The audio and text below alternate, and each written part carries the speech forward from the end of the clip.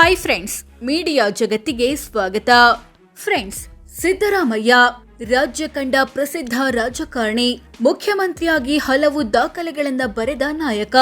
ಇಂಥ ಸಿದ್ದರಾಮಯ್ಯ ಜೀವನದ ಹಾದಿ ಹೇಗಿದೆ, ಇಲ್ಲಿಯವರೆಗೆ ಬೆಳೆದು ಬಂದಿದ್ದು ಹೇಗೆ ಅನ್ನೋದನ್ನ ಈ ವಿಡಿಯೋದಲ್ಲಿ ತೋರಿಸ್ತೀವಿ. ತುಂಬಾ ಇಂಟ್ರೆಸ್ಟಿಂಗ್ ಆಗಿರೋ ಈ ವಿಡಿಯೋವನ್ನ ಕೊನೆವರೆಗೂ ನೋಡಿ. ಅದಕ್ಕೂ ಮುನ್ನ ನೀವಿನ್ನು ನಮ್ಮ ಚಾನೆಲ್ಗೆ ಸಬ್ಸ್ಕ್ರೈಬ್ ಆಗಿಲ್ಲ ಅಂದ್ರೆ ಈಗಲೇ ಸಬ್ಸ್ಕ್ರೈಬ್ ಆಗಿ. 1948 ಆಗಸ್ಟ್ 12ರಂದು ಜನನ. ಫ್ರೆಂಡ್ಸ್, ಸಿದ್ದರಾಮಯ್ಯ ಹುಟ್ಟಿದ್ದು 1948 ಆಗಸ್ಟ್ 12ರಂದು. ಅಂದಿನ ಮೈಸೂರು ರಾಜ್ಯದ ಮೈಸೂರು ಜಿಲ್ಲೆಯ ವರುಣ ಹೋಬಳಿಯ ಸಿದ್ದರಾಮನಹುಂಡಿ ಎಂಬಲ್ಲಿ. ತಂದೆ ಸಿದ್ದರಾಮೇಗೌಡ, ತಾಯಿ ಬೋರಮ್ಮ. ಈ ದಂಪತಿಯ 5 ಮಕ್ಕಳಲ್ಲಿ 2ನೇಯವರಾಗಿ ಜನಿಸಿದ್ರು ಸಿದ್ದರಾಮಯ್ಯ. ಇವರದ್ದು ಕೃಷಿಕ ಕುಟುಂಬ, ಕುರುಬ ಸಮುದಾಯ. 9ನೇ ವಯಸ್ಸಿನವರೆಗೆ ಶಾಲೆಗೆ ಹೋಗಿಲ್ಲ. ಹೌದು ಫ್ರೆಂಡ್ಸ್, ಸಿದ್ದರಾಮಯ್ಯ 9ನೇ ವಯಸ್ಸಿನವರೆಗೂ ಶಾಲೆಗೆ ಹೋಗಿಲ್ಲ. ಅಂದ್ಹಾಗೆ ಇವರ ತಂದೆ ಬಾಲಕ ಸಿದ್ದರಾಮಯ್ಯರನ್ನ ಜಾನಪದ ನೃತ್ಯ ಕಲಿಯಲು ವೀರ ಮಕ್ಕಳ ಕುಣಿತಕ್ಕೆ ಸೇರಿಸಿದ್ರು. ಅಲ್ಲೇ ಒಂದಷ್ಟು ಅಕ್ಷರಾಭ್ಯಾಸ ನಡೀತು. ಆಮೇಲೆ ನೃತ್ಯ ಕಲಿಸೋರು ನಿಲ್ಲಿಸಿದ್ರಿಂದ ಹುಡುಗರ ಜೊತೆ ದನ ಮೇಯಿಸೋಕೆ ಹೋದ್ರು ಸಿದ್ದರಾಮಯ್ಯ. ಇದನ್ನ ಗಮನಿಸಿದ ಶಾಲೆಯ ಹೆಡ್ ಮಾಸ್ಟರ್ ಒಬ್ರು ಸಿದ್ದರಾಮೇಗೌಡ ಜೊತೆ ಮಾತನಾಡಿ ಸಿದ್ದರಾಮಯ್ಯರನ್ನ ಶಾಲೆಗೆ ಸೇರಿಸಿದ್ರು. ವಿಶೇಷ ಪರ್ಮಿಷನ್ ನೊಂದಿಗೆ 1957ರಲ್ಲಿ ನೇರವಾಗಿ 4ನೇ ತರಗತಿಗೆ ಪ್ರವೇಶ ಪಡೆದ್ರು. ಓದೋದ್ರಲ್ಲಿ ಮುಂದು ಬೀಡಿ ಸೇದುತ್ತಿದ್ರು. ಸಿದ್ದರಾಮಯ್ಯ ಶಾಲೆಗೆ ಸೇರಿದ್ದು ಲೇಟ್ ಆದ್ರೂ 10ನೇ ತರಗತಿವರೆಗೂ ಓದೋದ್ರಲ್ಲಿ ಕ್ಲಾಸ್ಗೆ ನಂಬರ್ 1 ಇದ್ರಂತೆ. ಜೊತೆಗೆ ಕ್ರೀಡೆಗಳಲ್ಲಿ ಭಾಗವಹಿಸುತ್ತಿದ್ರು. ಶಾಲಾ ದಿನಗಳಲ್ಲಿ ಫ್ರೆಂಡ್ಸ್ ಜೊತೆ ಸೇರಿ ಬೀಡಿ ಸೇದೋದನ್ನ ಕಲಿತ್ರು. ಬಳಿಕ PUC ಮುಗಿಸಿದ್ರು. ಮಗನನ್ನ ಡಾಕ್ಟರ್ ಮಾಡುವ ಆಸೆ ತಂದೆಗೆ. ವೈದ್ಯ ಬದಲು ವಕೀಲರಾದ ಸಿದ್ದರಾಮಯ್ಯ. ಸಿದ್ದರಾಮಯ್ಯರನ್ನ ಡಾಕ್ಟರ್ ಮಾಡಬೇಕು ಅನ್ನೋದು ತಂದೆ ಸಿದ್ದರಾಮೇಗೌಡರ ಆಸೆಯಾಗಿತ್ತು. ಆದ್ರೆ PUCಯಲ್ಲಿ ಕಮ್ಮಿ ಮಾರ್ಕ್ಸ್ ಬಂದಿದ್ರಿಂದ ಮೆಡಿಕಲ್ ಕಾಲೇಜಿನಲ್ಲಿ ಸೀಟು ಸಿಗ್ಲಿಲ್ಲ. ಹೀಗಾಗಿ ಮೈಸೂರಿನ ಯುವರಾಜ ಕಾಲೇಜಿನಲ್ಲಿ BSc ಓದಿದ್ರು. ಈ ಮೂಲಕ ತಮ್ಮ ಕುಟುಂಬದಲ್ಲಿ ಡಿಗ್ರಿ ಮುಗಿಸಿದ ಮೊದಲ ವ್ಯಕ್ತಿ ಎನಿಸಿಕೊಂಡ್ರು. ನಂತರ ಮೈಸೂರಿನ ಶಾರದಾ ವಿಲಾಸ ಕಾನೂನು ಮಹಾವಿದ್ಯಾಲಯದಲ್ಲಿ LLB ಓದಿದ್ರು. ಇದೇ ವೇಳೆ ರೈತ ಸಂಘದ ಪ್ರಮುಖ ನಾಯಕ ಪ್ರೊಫೆಸರ್ MD ನಂಜುಂಡಸ್ವಾಮಿಯ ಸಂಪರ್ಕಕ್ಕೆ ಬಂದ್ರು. ಅವರ ಮೂಲಕ ಹೋರಾಟ, ಪ್ರತಿಭಟನೆಗಳಲ್ಲಿ ಕಾಣಿಸಿಕೊಳ್ಳತೊಡಗಿದ್ರು. LLB ಮುಗಿದ ಬಳಿಕ ಚಿಕ್ಕಬೋರಯ್ಯ ಅನ್ನೋ ವಕೀಲರ ಬಳಿ ಜೂನಿಯರ್ ಲಾಯರ್ ಆಗಿ ಕೆಲಸಕ್ಕೆ ಸೇರಿದ್ರು. ತುರ್ತು ಪರಿಸ್ಥಿತಿ ವೇಳೆ 2 ದಿನ ಖಾಕಿ ಕಸ್ಟಡಿ. 1970ರಲ್ಲಿ ಸಮಾಜವಾದಿ ಯುವಜನ ಸಭಾ ಪಕ್ಷ ಸೇರಿದ ಸಿದ್ದರಾಮಯ್ಯ ನಂತರ JP ಚಳುವಳಿಯಲ್ಲಿ ಭಾಗವಹಿಸಿದ್ರು. 1975ರಲ್ಲಿ ಪ್ರಧಾನಿ ಇಂದಿರಾ ಗಾಂಧಿ ಹೇರಿದ ತುರ್ತು ಪರಿಸ್ಥಿತಿ ವಿರೋಧಿಸಿ ಪ್ರತಿಭಟನೆ ಮಾಡಿದ್ರು. ಇದರಿಂದ 2 ದಿನ ಪೊಲೀಸ್ ಕಸ್ಟಡಿಯಲ್ಲೂ ಇರಬೇಕಾಯಿತು. ಬಳಿಕ ತುರ್ತು ಪರಿಸ್ಥಿತಿ ವಿರೋಧಿಸಿ ವಿಪಕ್ಷಗಳು ರಚಿಸಿದ ಜನತಾ ಪಾರ್ಟಿ ಸೇರಿದ್ರು. 1977ರಲ್ಲಿ ಪಾರ್ವತಿ ಜೊತೆಗೆ ಮದುವೆ. 78ರಲ್ಲಿ ತಾಲೂಕು ಅಭಿವೃದ್ಧಿ ಮಂಡಳಿಗೆ. ಸಿದ್ದರಾಮಯ್ಯ 1977ರಲ್ಲಿ ಅಂದ್ರೆ ತಮ್ಮ 29ನೇ ವಯಸ್ಸಲ್ಲಿ ಪಾರ್ವತಿ ಎಂಬುವರನ್ನ ಮದುವೆಯಾಗಿ ದಾಂಪತ್ಯ ಜೀವನಕ್ಕೆ ಕಾಲಿಟ್ರು. ಮುಂದಿನ ವರ್ಷವೇ ನಡೆದ ಮೈಸೂರು ತಾಲೂಕು ಅಭಿವೃದ್ಧಿ ಮಂಡಳಿ ಚುನಾವಣೆಗೆ ನಿಲ್ಲಲು ಮುಂದಾದ್ರು. ಆದ್ರೆ ಮಗ ಚುನಾವಣೆಗೆ ನಿಲ್ಲೋದು ತಂದೆಗೆ ಇಷ್ಟವಿರಲಿಲ್ಲ. ಕಾರಣ, ಈ ಹಿಂದೆ ಗ್ರಾಮ ಪಂಚಾಯಿತಿ ಚುನಾವಣೆಗೆ ನಿಂತಿದ್ದ ಸಿದ್ದರಾಮೇಗೌಡ್ರು ಸೋತೋಗಿದ್ರು. ಹೀಗಾಗಿ ಮಗನು ಸೋಲ್ತಾನೆ ಅಂದುಕೊಂಡು ಬೇಡ ಅಂದ್ರು. ಗ್ರಾಮಸ್ಥರೆಲ್ಲ ತಂದೆಯ ಮನವೊಲಿಸಿದ್ರು. ಕೊನೆಗೆ ಜನತಾ ಪಾರ್ಟಿಯಿಂದ ಸ್ಪರ್ಧಿಸಿದ ಸಿದ್ದರಾಮಯ್ಯ ಗೆದ್ದು ತಾಲೂಕು ಅಭಿವೃದ್ಧಿ ಮಂಡಳಿ ಸದಸ್ಯರಾದ್ರು. ಇಂಥ ಸಿದ್ದರಾಮಯ್ಯ 1980ರಲ್ಲಿ ತೆರೆಕಂಡ ಎಲ್ಲಿಂದಲೋ ಬಂದವರು ಎಂಬ ಸಿನಿಮಾದಲ್ಲಿ ಲೋನ್ ರಿಕವರಿ ಏಜೆಂಟ್ ಆಗಿಯೂ ಕಾಣಿಸಿಕೊಂಡಿದ್ರು ಅನ್ನೋದು ಗಮನಾರ್ಹ. 1980 ಲೋಕಸಭೆ ಎಲೆಕ್ಷನ್ಗೆ ಸ್ಪರ್ಧೆ. ಹೀನಾಯ ಸೋಲು ಕಂಡು ಕುಗ್ಗಿದ ಸಿದ್ದು. 1980ರ ಲೋಕಸಭೆ ಚುನಾವಣೆಗೂ ಮುನ್ನ ಜನತಾ ಪಾರ್ಟಿ ಒಡೆದು ಹೋಗಿತ್ತು. ಈ ವೇಳೆ ಸಿದ್ದರಾಮಯ್ಯ ಚೌಧರಿ ಚರಣ್ ಸಿಂಗ್ರ ಜನತಾ ಪಾರ್ಟಿ ಸೆಕ್ಯುಲರ್ ಅಥವಾ JNPS ಪಕ್ಷ ಸೇರಿದ್ರು. ಬಳಿಕ ಇದರ ಹೆಸರನ್ನ ಲೋಕದಳ ಅಂತ ಬದಲಿಸಲಾಯಿತು. ಆದ್ರೆ ಅಷ್ಟರಲ್ಲಾಗ್ಲೇ ಚುನಾವಣಾ ಪ್ರಕ್ರಿಯೆ ಮುಗಿದಿದ್ರಿಂದ ಲೋಕದಳದ ಅಭ್ಯರ್ಥಿಗಳು JNPS ಹೆಸರಲ್ಲೇ ಚುನಾವಣೆಗೆ ನಿಲ್ಬೇಕಾಯಿತು. ಅದರಂತೆ ಮೈಸೂರು ಲೋಕಸಭಾ ಕ್ಷೇತ್ರದಿಂದ ಎಲೆಕ್ಷನ್ಗೆ ನಿಂತ ಸಿದ್ದರಾಮಯ್ಯ ಹೀನಾಯವಾಗಿ ಸೋತೋದ್ರು. 4ನೇ ಸ್ಥಾನ ಪಡ್ಕೊಂಡ್ರು. ಇದರಿಂದ ರಾಜಕಾರಣನೇ ಬೇಡ ಅನ್ಕೊಂಡ್ರು. ಲಾಯರ್ ಪ್ರಾಕ್ಟೀಸ್ ಕಡೆ ಹೆಚ್ಚು ಗಮನ ಹರಿಸಿದ್ರು. ಸ್ವಲ್ಪ ಟೈಮ್ ಮೈಸೂರಿನ ವಿದ್ಯಾವರ್ಧಕ ಲಾ ಕಾಲೇಜಿನಲ್ಲಿ ಪಾರ್ಟ್ ಟೈಮ್ ಲೆಕ್ಚರರ್ ಆಗಿಯೂ ಕೆಲಸ ಮಾಡಿದ್ರು. 1983 ವಿಧಾನಸಭೆ ಎಲೆಕ್ಷನ್ಗೆ ಸ್ಪರ್ಧೆ, ಪಕ್ಷೇತರರಾಗಿಯೇ ಗೆದ್ದು ಮಂತ್ರಿಯಾದ್ರು. ರಾಜಕಾರಣನೇ ಬೇಡ ಅನ್ಕೊಂಡಿದ್ದ ಸಿದ್ದರಾಮಯ್ಯ ಬೆಂಬಲಿಗರ ಒತ್ತಾಯದ ಮೇರೆಗೆ 1983ರಲ್ಲಿ ವಿಧಾನಸಭೆ ಚುನಾವಣೆಗೆ ನಿಂತರು. ಸಿದ್ದರಾಮಯ್ಯ ಲೋಕದಳದಲ್ಲಿದ್ರು ಜನತಾ ಪಾರ್ಟಿ ಜೊತೆ ಮೈತ್ರಿ ಮಾಡಿಕೊಂಡು ಟಿಕೆಟ್ ಕೊಡೋದು ಅಂತ ಒಪ್ಪಂದವಾಗಿತ್ತು. ಆದ್ರೆ ಸಿದ್ದರಾಮಯ್ಯಗೆ ಜನತಾ ಪಾರ್ಟಿಯಿಂದ ಬಿ ಫಾರಂ ಸಿಗ್ಲೇ ಇಲ್ಲ. ಇದರ ಹಿಂದೆ ಜನತಾ ಪಾರ್ಟಿ ರಾಜ್ಯಾಧ್ಯಕ್ಷರಾಗಿದ್ದ ದೇವೇಗೌಡರ ಕೈವಾಡವಿತ್ತು ಎನ್ನಲಾಗುತ್ತೆ. ಕೊನೆಗೆ ಪಕ್ಷೇತರರಾಗಿಯೇ ಮೈಸೂರಿನ ಚಾಮುಂಡೇಶ್ವರಿ ಕ್ಷೇತ್ರದಿಂದ ಸ್ಪರ್ಧಿಸಿ ಗೆದ್ರು. 35ನೇ ವಯಸ್ಸಲ್ಲಿ ಎಂಎಲ್ಎ ಆಗಿ ವಿಧಾನಸಭೆ ಪ್ರವೇಶಿಸಿದ್ರು. ನಂತರ ಆಡಳಿತ ಪಕ್ಷವಾದ ಜನತಾ ಪಾರ್ಟಿಗೆ ಬೆಂಬಲ ಕೊಟ್ಟಿದ್ರಿಂದ ಸಿಎಂ ರಾಮಕೃಷ್ಣ ಹೆಗ್ಡೆ ಇವರನ್ನ ಕನ್ನಡ ಕಾವಲು ಸಮಿತಿಯ ಅಧ್ಯಕ್ಷರನ್ನಾಗಿ ನೇಮಿಸಿದ್ರು. ಬಳಿಕ ರೇಷ್ಮೆ ಮಂತ್ರಿ ಮಾಡಿದ್ರು. 1985ರಲ್ಲಿ ಎರಡನೇ ಗೆಲುವು, ಮತ್ತೆ ಮಂತ್ರಿ. 1985ರ ವಿಧಾನಸಭೆ ಚುನಾವಣೆ ವೇಳೆಗೆ ಹೆಗ್ಡೆಯವರ ಜನತಾ ಪಾರ್ಟಿ ಸೇರಿದ್ದ ಸಿದ್ದರಾಮಯ್ಯ ಮತ್ತೊಮ್ಮೆ ಚಾಮುಂಡೇಶ್ವರಿ ಕ್ಷೇತ್ರದಲ್ಲಿ ನಿಂತು ಗೆದ್ರು. ಈ ಸಲ ಹೆಗ್ಡೆ ಸರ್ಕಾರದಲ್ಲಿ ರೇಷ್ಮೆ ಖಾತೆ ಜೊತೆಗೆ ಪಶು ಸಂಗೋಪನೆ ಖಾತೆಯೂ ಸಿಕ್ತು. ಈ ಮಧ್ಯೆ 1988ರಲ್ಲಿ ಹೆಗ್ಡೆ ಮತ್ತು ದೇವೇಗೌಡ ಬಣಗಳ ಸಂಘರ್ಷ ಜೋರಾಯಿತು.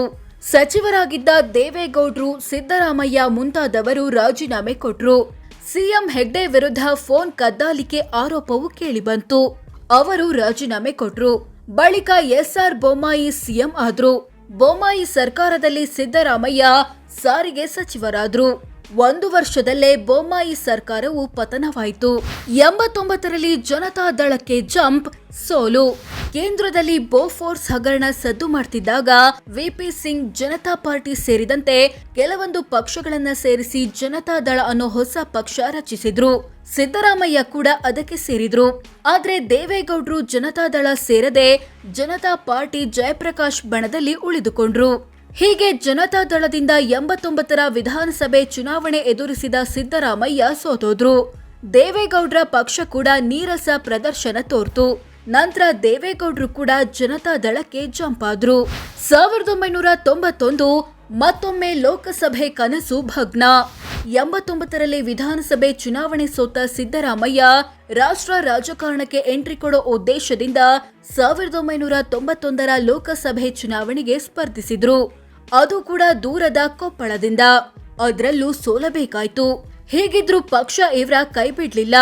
1992ರಲ್ಲಿ ಸಿದ್ದರಾಮಯ್ಯರನ್ನ ಜನತಾದಳದ ರಾಜ್ಯ ಪ್ರಧಾನ ಕಾರ್ಯದರ್ಶಿಯಾಗಿ ಮಾಡಲಾಯಿತು.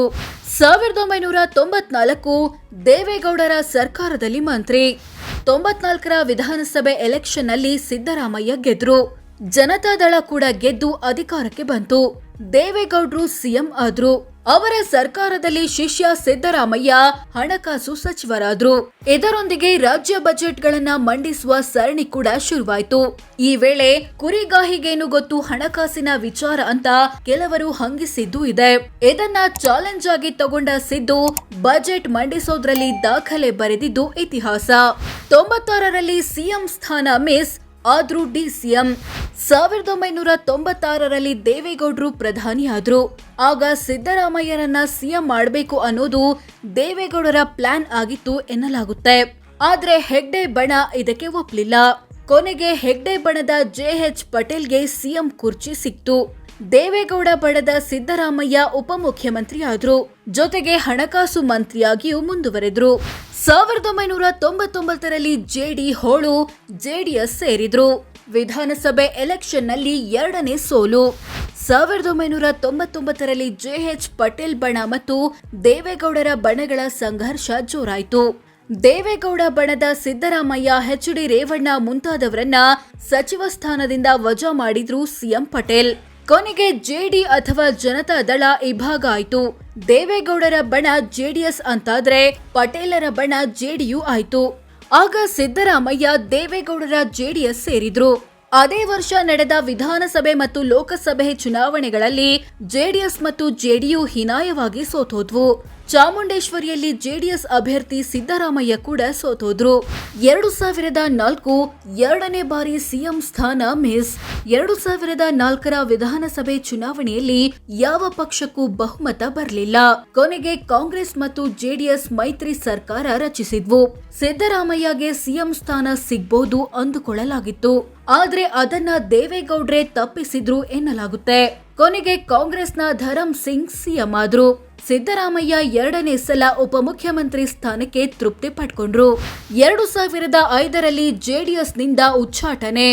2005ರಲ್ಲಿ ದೇವೇಗೌಡ್ರಿಗೆ ವಿರುದ್ಧವಾಗಿ ಸಿದ್ದರಾಮಯ್ಯ ಹುಬ್ಬಳ್ಳಿಯಲ್ಲಿ ಅಹಿಂದ ಸಮಾವೇಶ ನಡೆಸಿದ್ರು. ಇದರ ಬೆನ್ನಲ್ಲೇ ಡಿಸಿಎಂ ಸಿದ್ದರಾಮಯ್ಯರನ್ನ ಜೆಡಿಎಸ್ ಶಾಸಕಾಂಗ ಪಕ್ಷದ ನಾಯಕ ಸ್ಥಾನದಿಂದ ಕೆಳಗಿಳಿಸಲಾಯಿತು. ನಂತರ ಸಿಎಂ ಧರಂ ಸಿಂಗ್ ಮೂಲಕ ಕ್ಯಾಬಿನೆಟ್ನಿಂದಲೂ ಕೈಬಿಡಲಾಯಿತು. ಆಮೇಲೆ ಜೆಡಿಎಸ್ ಪಕ್ಷದಿಂದಲೇ ಉಚ್ಚಾಟಿಸಲಾಯಿತು. ಎಐಪಿಜೆಡಿ ಎಂಬ ಹೊಸ ಪಕ್ಷ ಕಟ್ಟಿದ ಸಿದ್ದು. ಜೆಡಿಎಸ್ನಿಂದ ಉಚ್ಚಾಟನೆಗೊಂಡ ಬೆನ್ನಲ್ಲೇ ಸಿದ್ದರಾಮಯ್ಯ ಎಐಪಿಜೆಡಿ ಅನ್ನೋ ಹೊಸ ಪಕ್ಷ ಕಟ್ಟಿದ್ರು. 2005ರ ಕೊನೆಯಲ್ಲಿ ನಡೆದ ತಾಲೂಕು ಮತ್ತು ಜಿಲ್ಲಾ ಪಂಚಾಯಿತಿ ಚುನಾವಣೆಗೆ ಎಐಪಿಜೆಡಿ ಕೂಡ ಸ್ಪರ್ಧೆ ಮಾಡಿತು. ಆದ್ರೆ ಚುನಾವಣೆಯಲ್ಲಿ ನಿರೀಕ್ಷಿತ ಯಶಸ್ಸು ಸಿಗ್ಲಿಲ್ಲ. ಗೆದ್ದ ಕೆಲವೊಂದ್ ಕಡೆ ಕಾಂಗ್ರೆಸ್ ಜೊತೆ ಮೈತ್ರಿ ಮಾಡಿಕೊಂಡು ಅಧಿಕಾರಕ್ಕೆ ಬಂತು. ಎಐಪಿಜೆಡಿ ಜೊತೆ ಮೈತ್ರಿ ಮಾಡಿಕೊಂಡ ಕಾಂಗ್ರೆಸ್ ವಿರುದ್ಧ ಜೆಡಿಎಸ್ನಲ್ಲಿ ಅಸಮಾಧಾನ ಭುಗಿಲೇಳ್ತು. ಇದೇ ಅವಕಾಶ ಬಳಸಿಕೊಂಡ ದೇವೇಗೌಡರ ಪುತ್ರ ಕುಮಾರಸ್ವಾಮಿ ರಾಜಕೀಯ ಕ್ಷಿಪ್ರ ಕ್ರಾಂತಿ ನಡೆಸಿದ್ರು. ಜೆಡಿಎಸ್ ಕಾಂಗ್ರೆಸ್ ಸರ್ಕಾರ ಬಿದ್ದೋಗಿ ಜೆಡಿಎಸ್ ಬಿಜೆಪಿ ಸರ್ಕಾರ ಬಂತು. 2006ರಲ್ಲಿ ಕಾಂಗ್ರೆಸ್ ಸೇರಿದ ಸಿದ್ದರಾಮಯ್ಯ ಬೈ ಎಲೆಕ್ಷನ್ನಲ್ಲಿ ಬರೀ 257 ಮತಗಳ ಜಯ.